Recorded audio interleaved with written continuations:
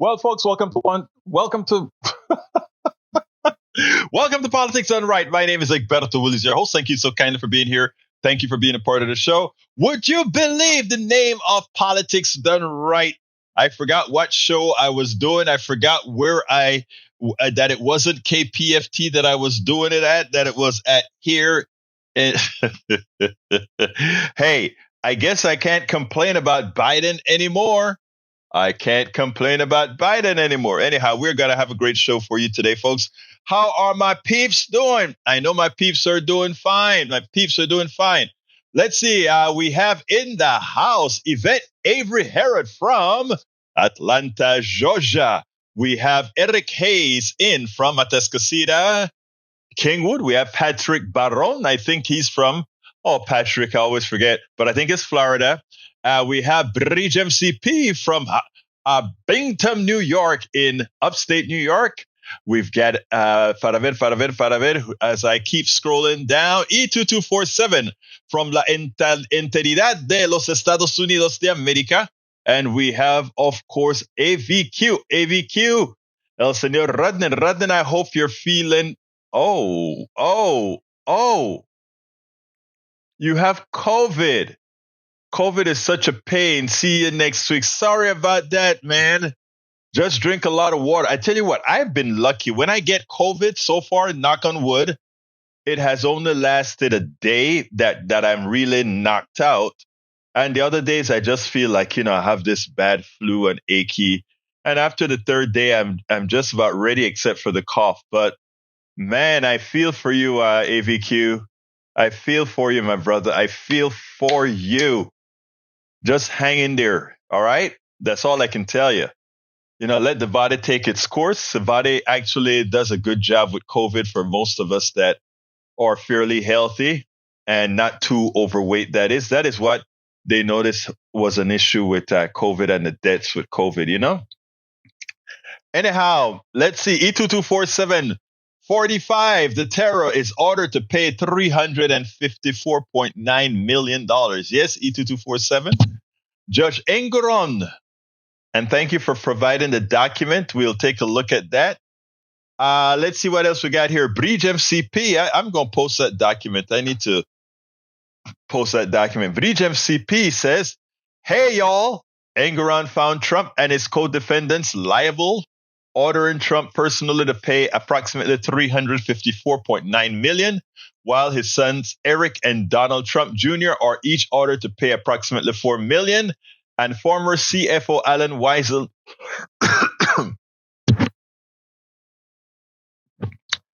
Weisenberg must pay $1 million. The judge also barred Trump from leading any New York business for 3 years, while his son are each barred for 2 years.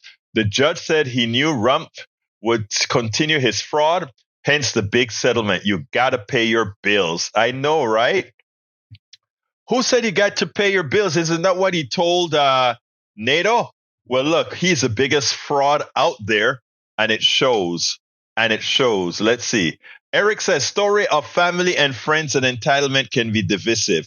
Common denominator is if you have entitlements, you run away from work, not toward it. Story in link basically shows a family member with $4 million net worth setting boundaries on those who have entitlement feelings toward him and his wealth.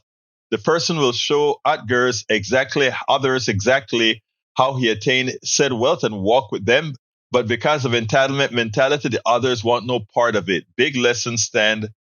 Look, you keep thinking like that, Eric. Most people want to accomplish something. It is a fallacy to believe otherwise. But hey, we're not going to stop your false beliefs, right? Let's see what else we have here. Let's see. Hey, Lee Grant is in the house. Lee from Montgomery County. Patrick Baron, Florida via New Hampshire. That's right. So I guess you're in New Hampshire now. You're in New Hampshire, but you're originally from Florida. Florida. I get it. Eric K says Plaxinovid. I don't think he needs to get Plaxinovid. I really don't think so because, again, I don't even know about its efficacy with the newer strains of the virus. So I don't know. Okay, let's see. Hi, Egberto Tongue-Tied. Your new name, Egberto Tongue-Tied. Okay, Egberto Tongue-Tied. What's your name? Egberto Tongue-Tied. I like it. I like to say it with that French. Egberto Tongue-Tied, right? All right. We got Melanie Keelan. Says happy Friday every day. Melanie from Barcelona, Spain. Patrick says, I contracted COVID 8 months before the first case in April 2018. I lost all smell and taste, and I was in a fog for 2 years. What? April 2018? It was discovered in 2019. So what you're saying, it's been around a lot longer than we thought, or did you mean April 2019? Because I thought I got it in January of 2019. Was it 2019? I thought I got it. Probably was 20. When did my mother-in-law die? Maybe it was 20. I think it was 2019. Yeah. Yeah. Patrick says, sorry, April 2019. Okay, that sounds more like it. Bridge MCP says, wow, Patrick, Baron, many have said they got it way before announced. I did. And today there was also, I saw somebody said that, I think it was, I know who, Fannie Willis's father said he knew about it long before. He said he knew it was coming to the States, and that's why he was scared about it for so long.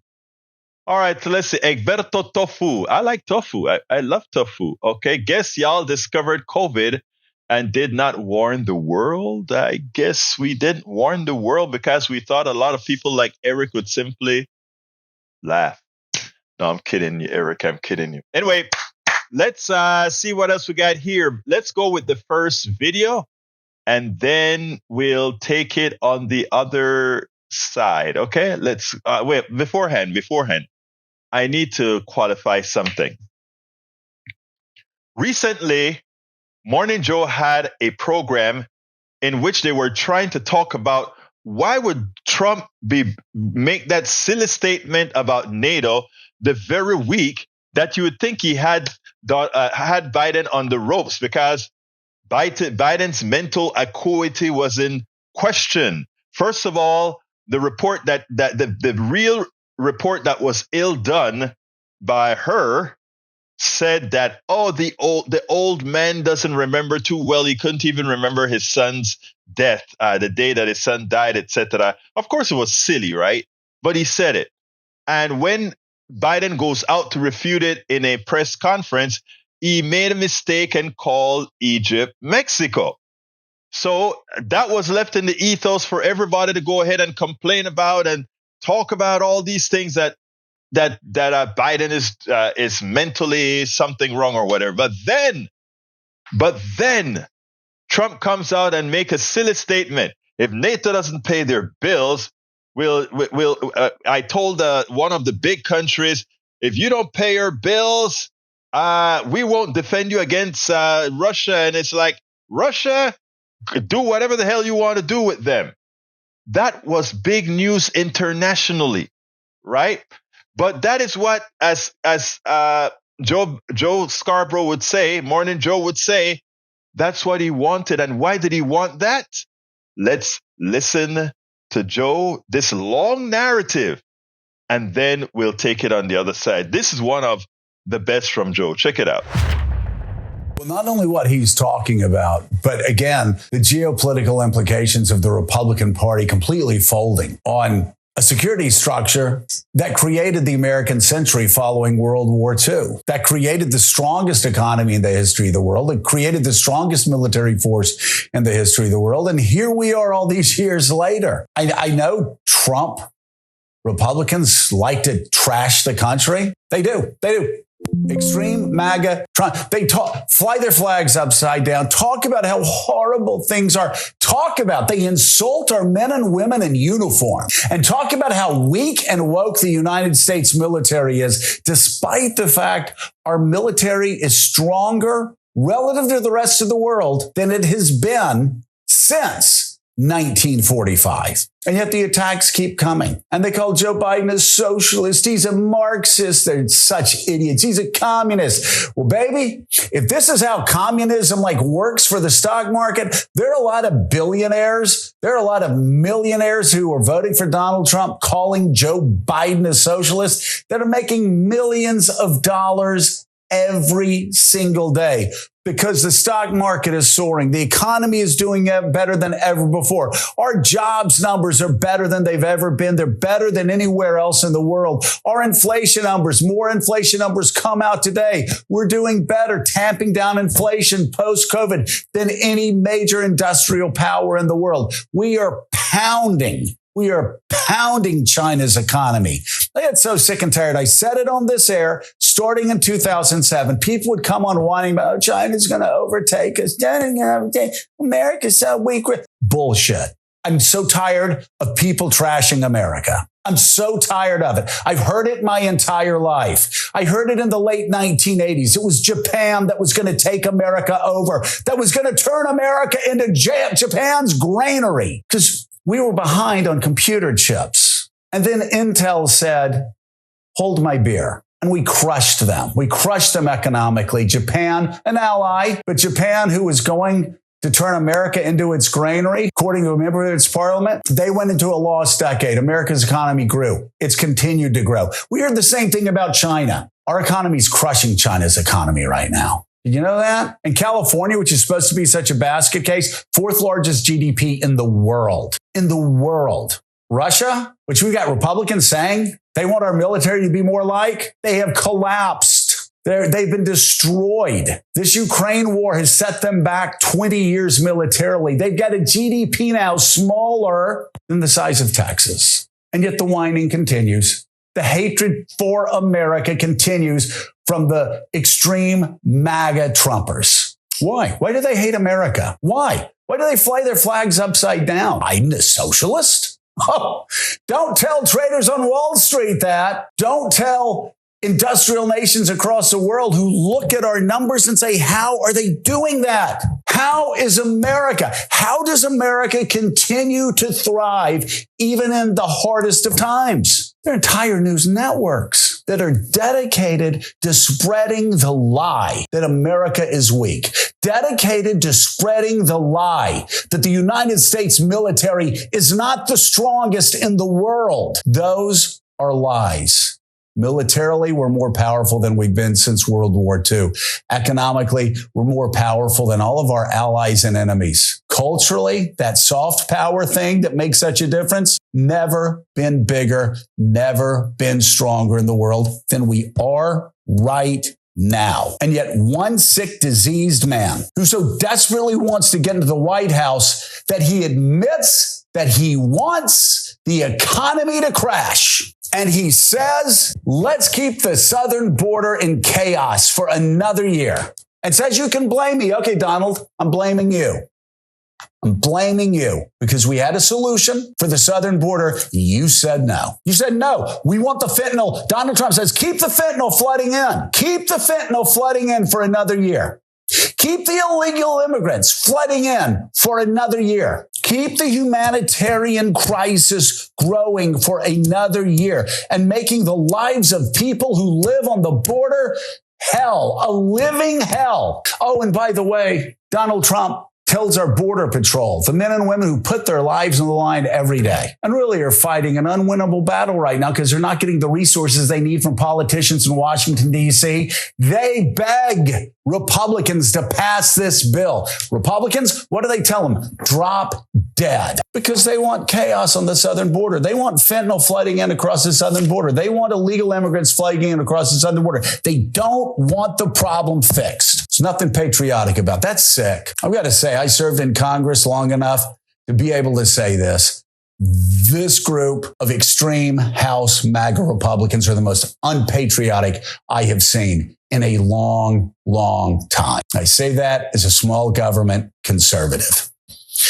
And you know, Donald Trump, why did Donald Trump, think about this, why did Donald Trump say this outrageous thing about NATO and about Putin during a news cycle, the worst news cycle of the Biden White House's kind, like over the past 3 years. Why did he do that? Well, he wanted to change the conversation to that because Donald Trump understands if the conversation stays on Joe Biden's age and Joe Biden's memory, Donald Trump understands at the end of the day, he loses because that whole strongman act that this failed reality host puts on every day, that strongman act, it collapses when you look at the guy stumbling on stage. He can't even remember who the president of the United States is, can't even remember who the Speaker of the House is, gets dates confused.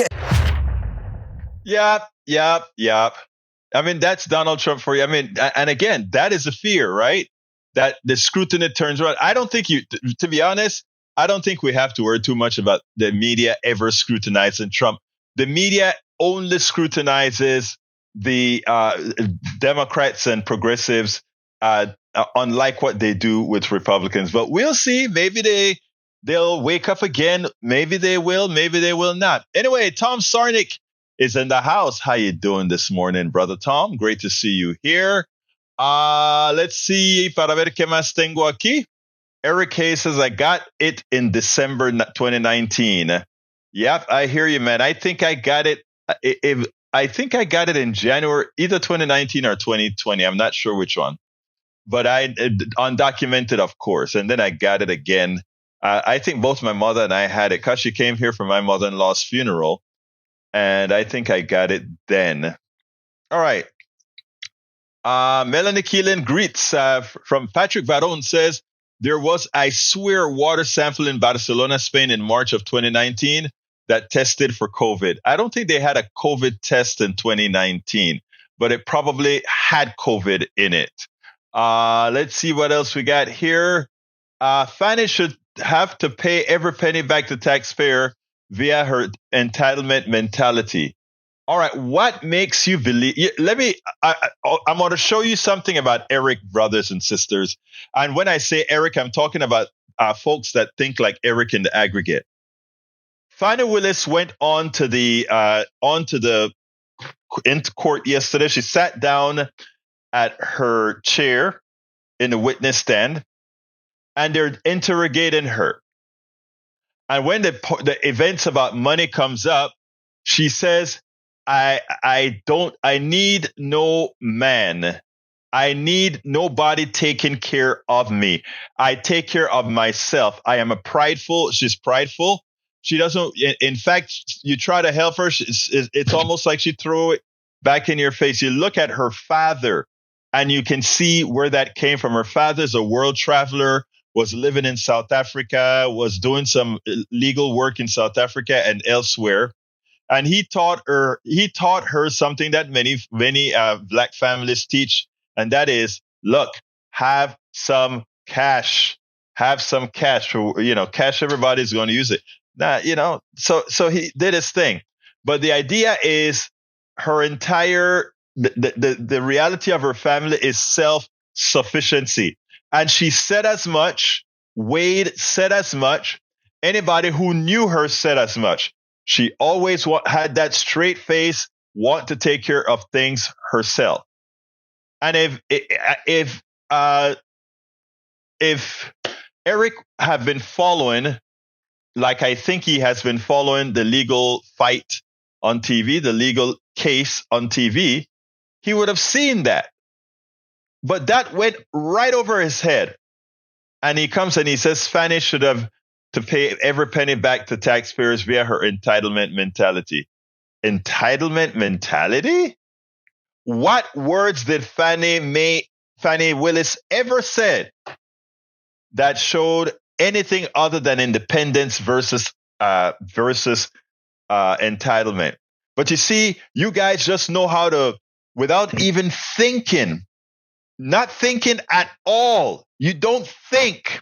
You just spit the words out. You see a black woman, you spit those words out. Entitlement mentality. When I'll be blunt with you, the group that has the feeling of least entitlement are black women. And you know why? Because they have so many battles to fight. They don't have to fight solely the battle of white supremacy. They have to fight the battle that because of socioeconomic reasons, black women do better than most, right? Black women are doing better than black men. Black women are doing better than white men in the aggregate, right? When it comes from education and quite a few other things. So they have so many battles that they're fighting, right?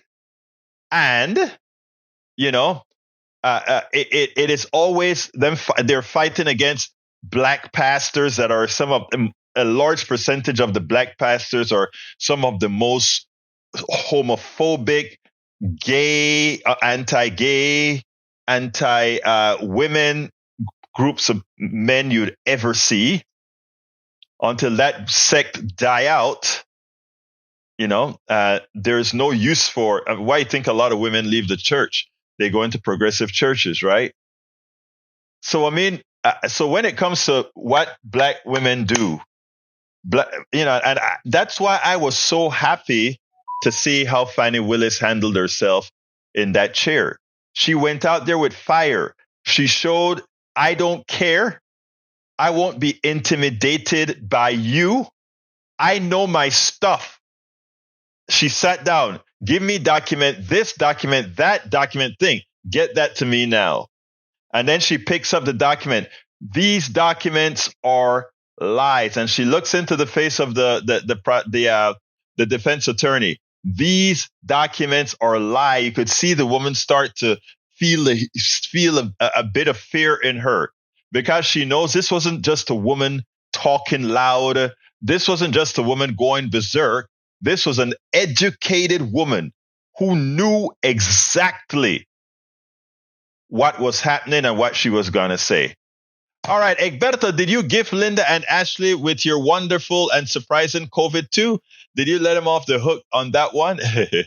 Actually, they have accused me of giving them COVID too. You have a good memory, man. Let's see what else. Bridge MCP said, watching the Fannie trial, she doesn't own a dime. This is another Trump delay. It's a joke if it's a joke if you watch. I know, I've been watching it on the interwebs, right? E2247, how is darling daughter Ashley doing these days? She's doing fine, improving slowly still, don't have use of her left hands. She still walk with a heavy foot drag. But if you take a look at her TikToks, you can see that she's really working hard. She has a great gym coach that works with her. I mean, one of these days that she'll come on and talk about her gym coach. Anyway, let's see. E2247 says, Vapid Joe S. posing as a liberal Republican. What a fraud he is. I know. Actually, I think he gave up on saying he's a Republican now. All right, let's see. Tom Sarnik says, billionaires pay your fair share. I agree. Eric K says, morning, Joe. We have the largest debts. Why? Because no one in government want to work on a budget. Well, that's not true at all. That is definitely not true at all. But you know, folks, how that goes. You know how that goes. Anyhow, what else have we got here? Let me see what else we got here. What else have we got here? Tis true, they all don't pay their 2%. Some pay with more military, but many have not met their 2%. That is true, Vrij. Some of them pay by the things that they do. You're absolutely right. All right, let's see what else we got here. Paul Fleming is in the house from Atlanta, Georgia. Maywood is in the house from Long Beach, California. Tom says, been here all along. YouTube made me change my name from Tom C to Tom Sarnik. Not sure who I am anymore. Hey, well, you know what? Tom Sarnik, we love Tom Sarnik and we love Tom C. We love all Tom. We love all of Tom, man. Melanie Keelan is in the house. I called her out already. Paul Fleming says, this should serve as a reminder that Trump's entire presidential candidacy was based on a lie, the myth that he was a successful businessman rather than an ever-leveraged charlatan who drove his business into bankruptcy multiple times. He was never, ever amounted to anything. He was given life on a silver platter. Life on a silver platter, and he squandered it over and over again. Her boyfriend was paid $650,000, just as much as all the other DAs, right? Over several years. Yes, that's what it was. Mike Cisak says, "Sorry, I'm late. Just seeing the finishing of the sinking Fannie Willis court case, where after 2 days, not only is Fannie going to be removed, but likely charged with perjury and covering up laundering of funds."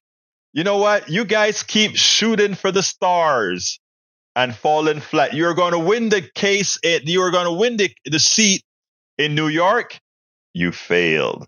The abortion law was not going to be, or rather, the constitutional amendment to make abortion legal in Ohio, Kansas, and other states wasn't going to pass. It did. So, Mike Cisak, give up already. The country is progressive.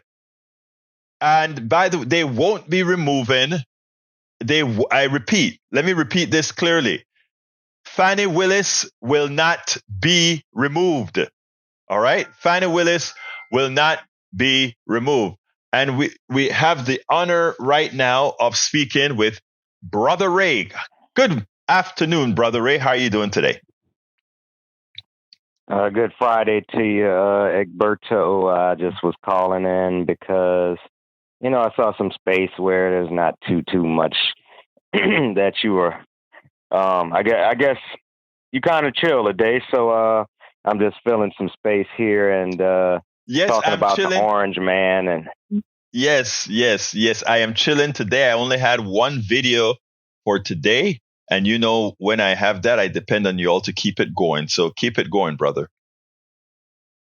Yeah, so I'm watching this story about Fannie Willis, and I ain't gonna lie, I hate that for the young lady and being in her position, and her personal life is being put out there, and it's so crazy. These crazy conservatives, they eat this stuff up like pigeons eat French fries from McDonald's. They just clucking at it, and it's like, this person is trying to, basically hold accountable the a-hole who is, eroding our democracy right at its fabric.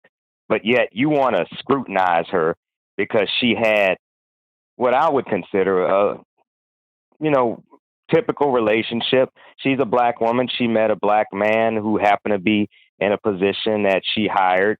And like you said in I think your earlier segment, sometimes the heart wants what the heart wants. But, it was nothing egregious in their relationship. But of course, you're going to have this orange man spin it around and say the corruption and basically look at them and yada, yada, but look at the corruption that happened between you and your family and your White House and your real estate dealings. I mean, it's like this is like, I hate it for her because now they have something that they can point the finger and say, "Oh, you're not so clean either." Wait, let me stop you right there. I'm on your side, Ray. Let me stop you right there because I love you, but you have adapted the media's narrative. Okay, and let me explain what I mean by this. And I want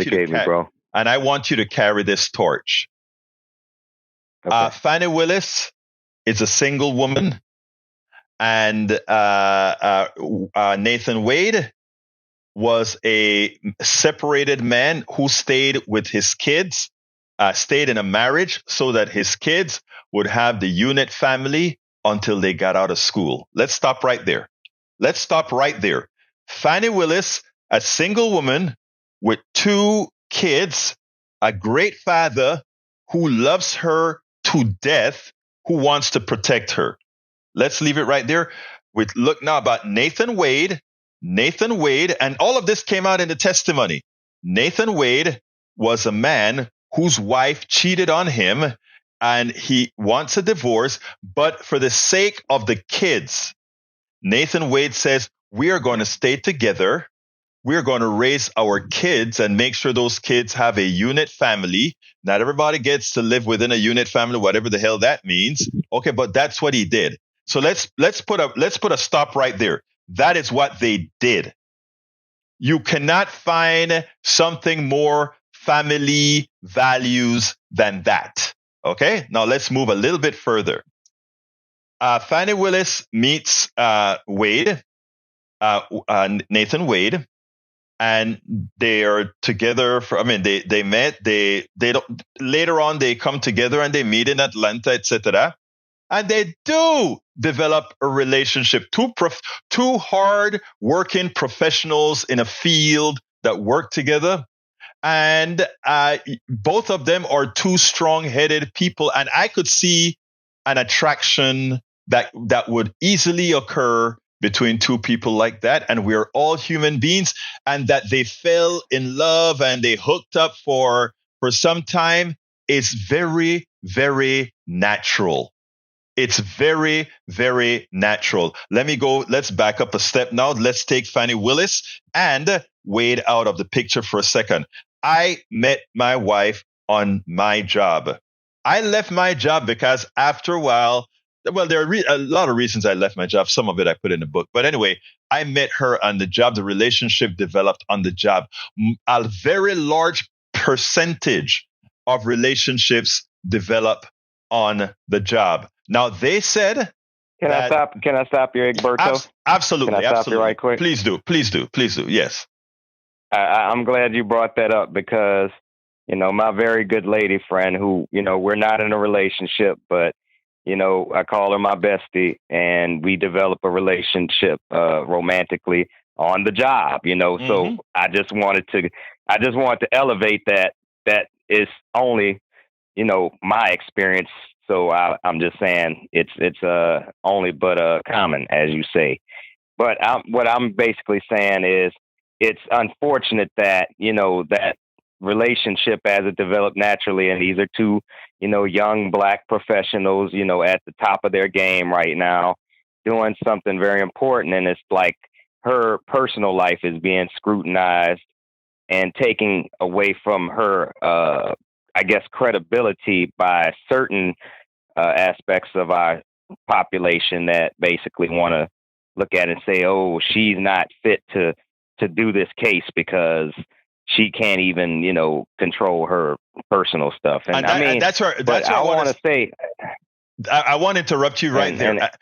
That narrative can only occur if we allowed that narrative to be the lead. You see, because again, if that story never came out about she being in a relationship with the district, with the contract district attorney, all people would see is what she does, which is all they should see. So we cannot elevate that these guys are trying to sensationalize that these two people are lovers. Everybody that is lucky have lovers, right? If you're lucky, you have a lover, Ray.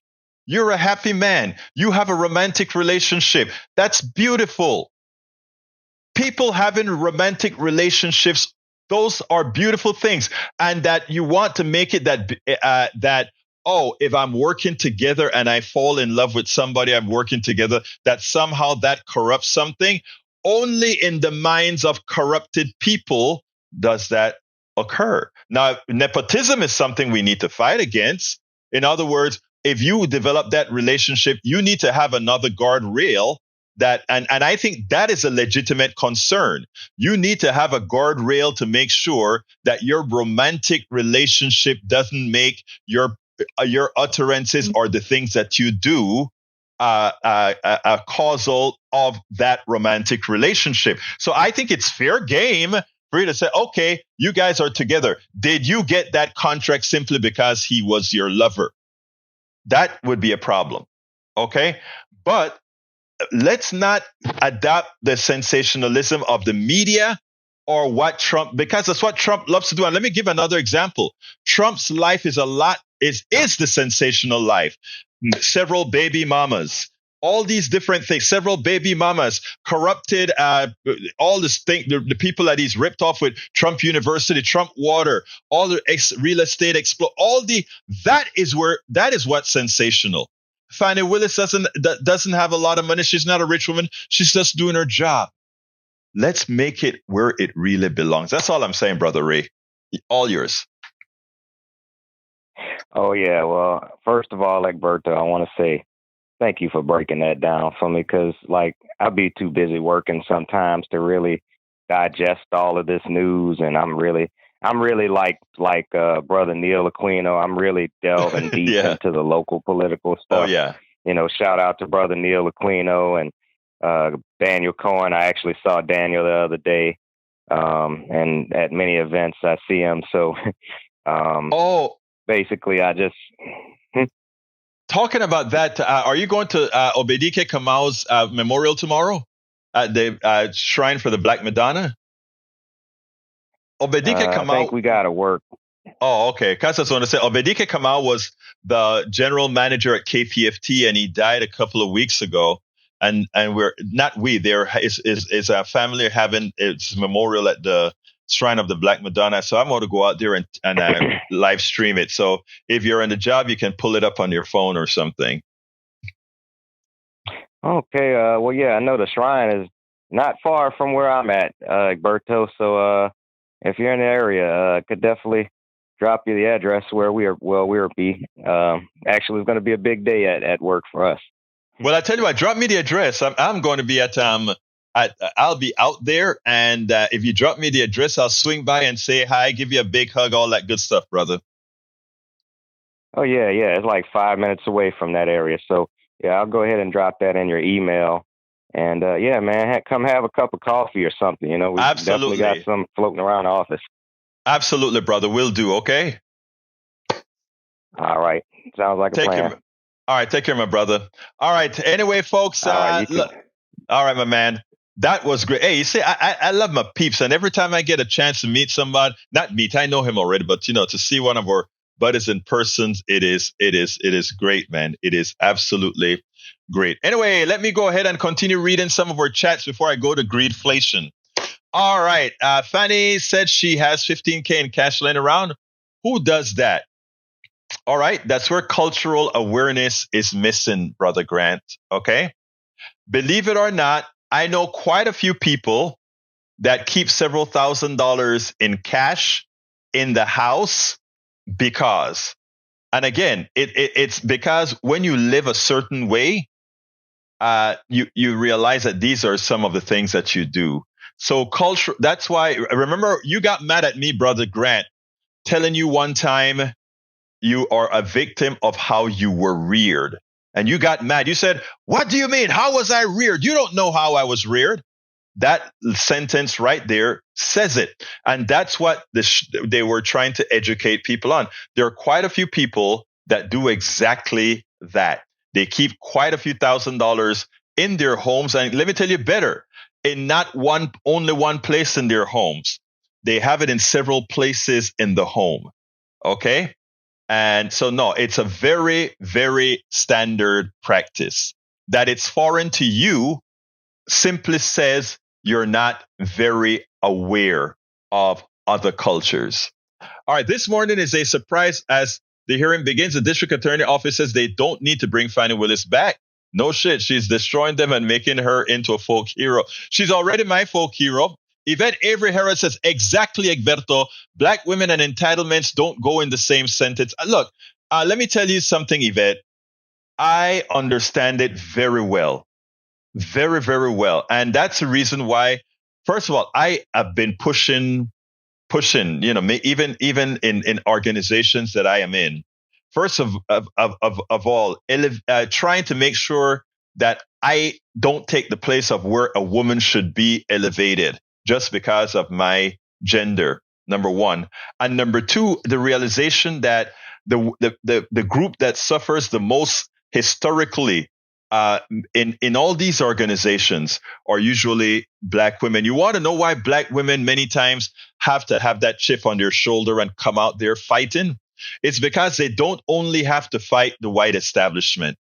they also have to fight the black man establishment, the black male establishment that is just as patriarchal, if not worse, than the establishment at large. And sometimes because of what white supremacy has done to the black family by giving black women the semblance of being elevated over the black man, that also creates friction within the black family proper and creates other things. And the persons in this whole scenario that suffers the most in general are black women. These are dynamics that unless you get completely socioeconomically, racially aware, are not immediately seen. All right, there it is. Father explains it's historical habit for black folks to keep lots of cash in the house and to use it when out and about. He gave Fanny her first cash box. Yeah, I saw that live. All right, Mike Cisak says Fanny Willis' father had a $300,000 reverse mortgage DC home and never paid it back. You must not know what a reverse mortgage is. A reverse mortgage says, I give you back some of the money of your home. And if you want to stay in that home, they make you believe like, oh, we are giving you the assets out of your home. It's not to be paid back. Now your siblings, or rather your relatives, can then buy the house back from the bank. But the idea is with a reverse mortgage is that you go into that house, they give you a bunch of money either upfront or as a monthly. And you, for X amount of time, you stay in that house until you die. They can't kick you out of that house until you die. Of course, you die, you're out of the house. And then if the family wants that house, they have to buy it back from the bank. Reverse mortgage is something I spoke about on KPFT today. It's one of the worst investments. Well, it's not an investment. It's one of the worst ways to realize the investment of your home.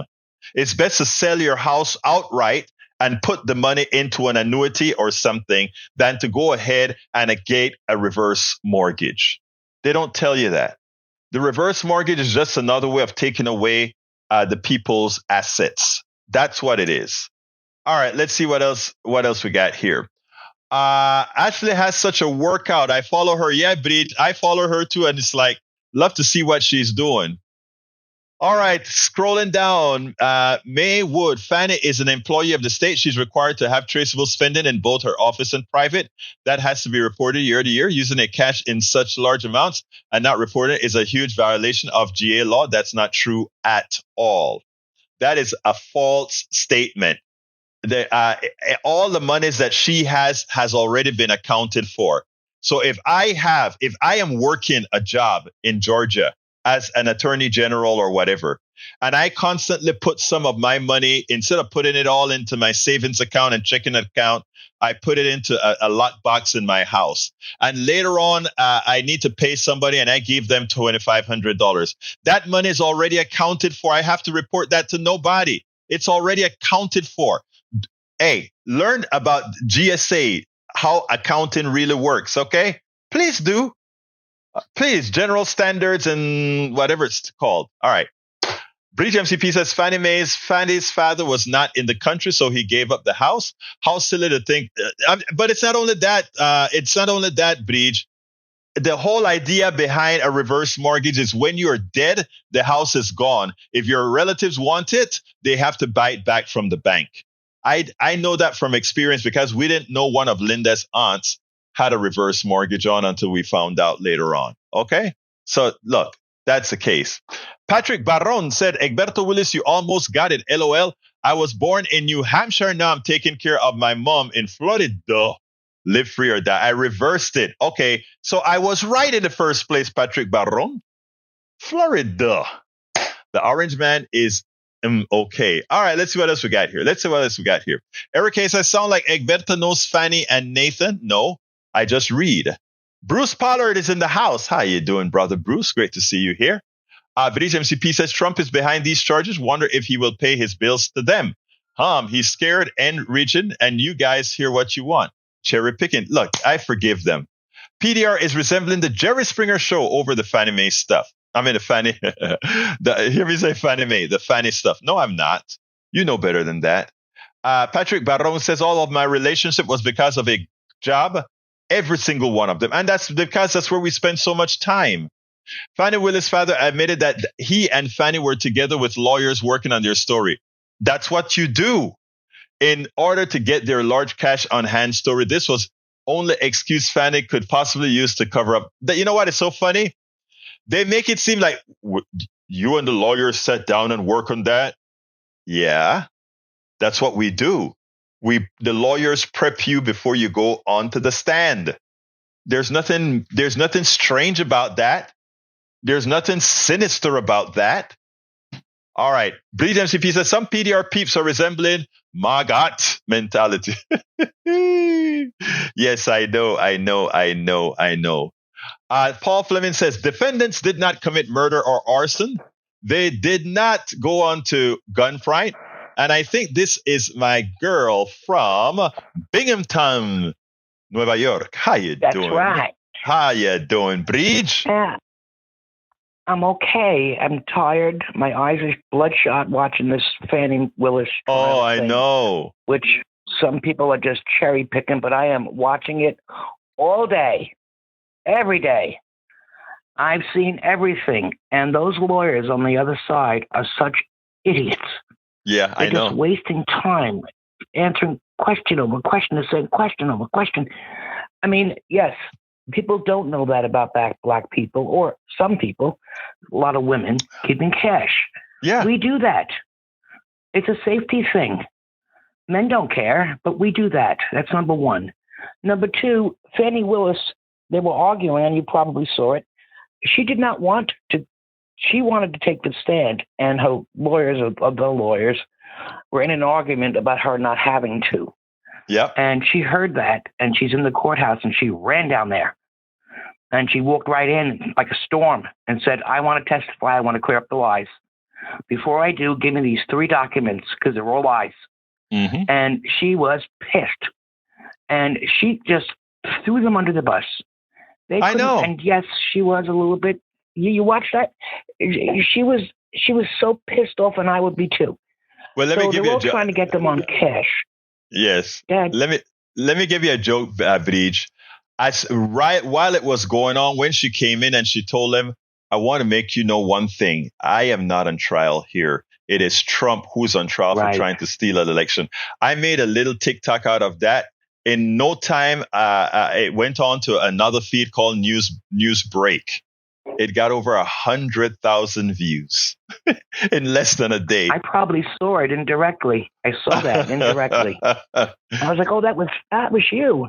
Yeah. But yeah, and then, I don't think Wade was the best witness, but he was trying to tell the truth. And yes, maybe they shouldn't have used cash. I mean, but that's the way she did it. He paid for it. She paid him back. But that's all there is to it. What I'm trying to say is the following, right? Breach, here's what I'm saying. I am saying the burden is not on Fannie Willis to say whether, if she said she's paid cash, that's their prerogative to prove otherwise. Okay. I mean, what gets to me, right, is some people in this country gets the benefit of the doubt. And I don't want to pull a race card here, but whenever it comes to black people or people of color, if you listen to the way those lawyers interviewed the black folks on that show, I call it a show. It was so condescending. It is a show. And I know, Breach, you have empathy, so you could feel how the demeanor, even the judge himself, when the new guy on the stand a few hours ago, the former partner, he asked the lawyer, why are you shouting at me? Because the lawyer, I thought, was so disrespectful and talking down to him as if he was a boy. They like to call black men boys, right? He was speaking to him as if he was they did the same thing to Fannie. Right, like he's a boy. Fannie kept on saying, stop yelling at me. Right. And then what got to me with the judge now, because he's a younger judge, he's not even 40 yet. When the guy says, why are you shouting? And the judge comes back and says, he's not shouting at you. I'm like, yes, he is. He's not only shouting, Yeah, he was. but he's being condescending. And what I'm saying is, Right. when it comes to seeing harm done to black people, there are so many people whose eyes cannot see it because, again, they feel because this is the black woman that won the DA. It's like somehow she doesn't deserve to be there. Like somehow her worth isn't there. And what I love about her saying, to hell with you guys, I'm going to come out there with and you know what I love about it? She was natural. She used her slang terms that those women at Harvard, Howard University, I think she's from Howard University. They have the vernacular, right? Go out and said, I'm going to show you the vernacular of intelligence doesn't look one way. The vernacular of intelligence is up in the mind, not in your phraseology. And that is what when she came up and started talking, I was like in heaven. I was like, thank you. So was I. I was like, she's like partying with her friends. She's doing this and that. Yes. She talked like a regular person. Like, that's the way we talk. But you know what is most important? She knew the law. It shows that she does her party stuff, but baby, she knew the law better than every single one of those guys in there. Every single one of those guys there. I love when she said, no, I don't drink any kind of wine. I drink vodka or vermouth or whatever else she said. I just cracked up. I was like, oh, get down and dirty, girl. Yeah. The thing that gets me is that if this was a man doing this, if she was a man and did what she did, there would be nothing, crickets. But not only is she not a man, but she's a black woman in Georgia, a DA going after Trump. So Trump rallied up those people that are fighting her, and he got that going. This is all on him. Right. Another thing on him. And I think Bruce said that they think they have enough that she should, get a new DA. And I was like, no. Oh, no. They don't have for this. No, they don't have enough. According to Georgia law, they don't have the material to remove her. And let me tell you why I don't want her removed. Don't. Let me tell you what I don't want her removed. Even if she loses it is time for America to wake up against its own prejudices. And I love my brother, Bruce. Bruce is my brother, and I can tell Bruce just about anything. But Bruce is not seeing things, that particular subject, through my eyes. He doesn't see all the intricacies that I see that's occurring in this race. He doesn't see what I see those white guys doing to Fannie. He doesn't see what I see those white guys doing to Wade. He doesn't see that because I lived it, right? I wrote this book, Tribulation of the Afro-Latino Caribbean Man, and I would love people to see what I'm talking about. I understand exactly what black professionals go through, and many good white people don't see it, right? Because they're seeing it through. They can't see it. They're not right. White eyes. Right. And they're not seeing it through a woman's eyes, a black person's eye, a gay person's eye, a handicapped person's eye. They're seeing it from white privilege. They're hearing it from white privilege radio or whatever on the internet. Right. And they do not get it. And that's why that's why it attracted me to this. Right. I know. And that's why I want that 30-something-year-old guy. The one thing I got to say about him is I thought the way he was deliberating based on the law, it seemed to me flawless in my opinion.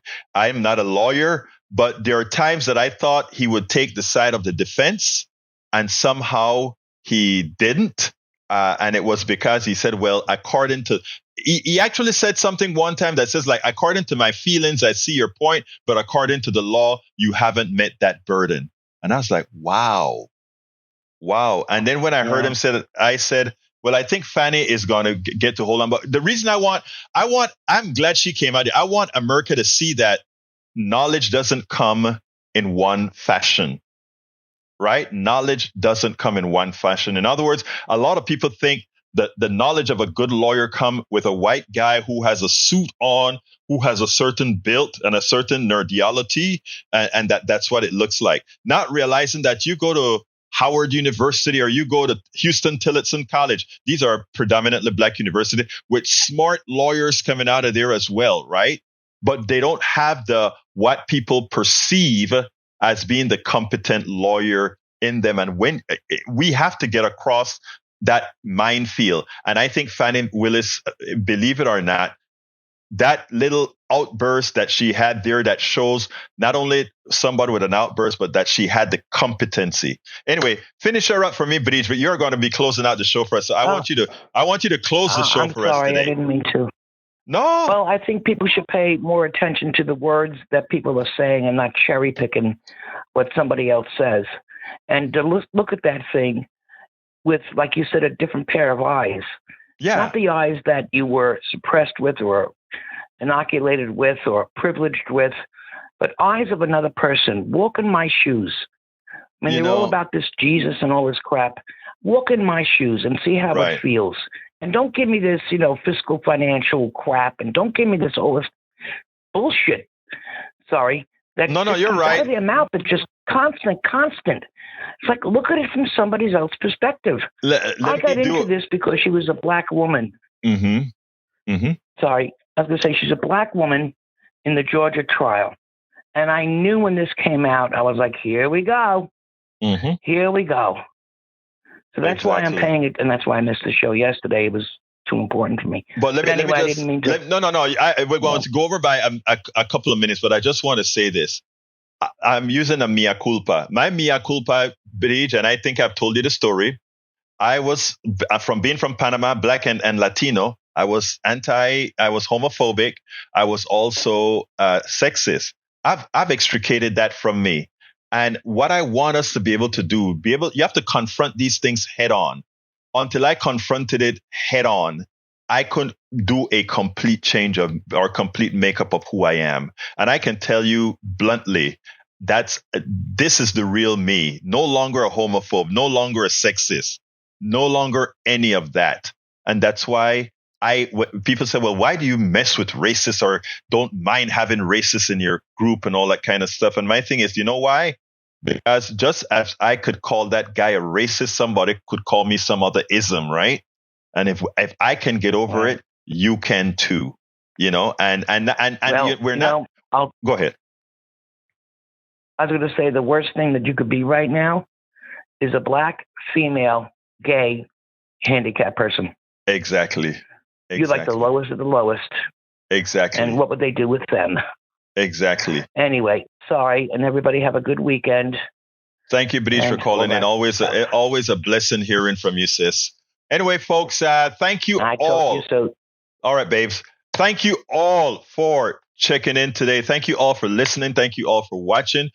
Check out the article Greedflation that I have. I'm going to throw it on the screen real quick. Check it out. It's at the link is going to be in the blog post for this. Please remember to support the show. How can you do this? Please go to politicsdoneright.com/support. That is politicsdoneright.com/support. I'm going to put that link in the field right now. politicsdoneright.com/support. And you can please subscribe to our newsletter. Where do you find our newsletter? At politicsdoneright.com/newsletter. Please find a way to support us however you can. We want to tell our brother and PDR Posse member, Michael Rudden, who has contracted COVID, please get better soon. Please, folks, please get better soon. Mike Cisak, we'll talk about that some other time. Anyway, folks, my name is Egberto Willies. This is Politics Done Right, and you guys know how I end this baby. I am what? Out! We spend a lot of time deconstructing the news, trying to parse it into a form that everybody can understand. We try to find those little nitpicks where it flies above the fray, etc. If you really like these videos that we do, I want to ask a big favor. Please go ahead. Number 1, subscribe to our channel. And number 2, please join if you can. Thank you so kindly for watching. Keep watching. Please remember to share. We must populate the entire internet with our progressive message, a message that we know is what most Americans say that they want. So help us, please join.